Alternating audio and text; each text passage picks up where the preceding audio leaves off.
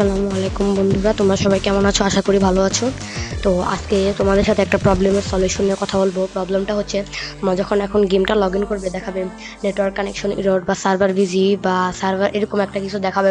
তার কারণ হচ্ছে একসাথে অনেকগুলো প্লেয়ারের লগ ইনের কারণে এমনটা হতে পারে। বা এখন তোমরা যদি দেখো একটা সার্ভারের লোডিং ক্ষমতা থাকে 10 থেকে 12 লাখ প্লেয়ার একসাথে লগ ইন করতে পারবে। এখন সেটা থেকে বেশি হয়ে গেলে সার্ভারের এরকম সমস্যা দেখা দিতে পারে। তো অবশ্য গ্যারেনা এটা নিয়ে কাজ করতেছে, এটা কোনো মেজর প্রবলেম না। তো 6টা পর্যন্ত অপেক্ষা করো, দেখো এটা ঠিক হয় কি না। আশা করি ঠিক হয়ে যাবে, এটা নোটিশ দিয়েছে। তো তোমরা দেখো, তো এটা আইডি ব্যান বা কিছুই এমন কিছুই না।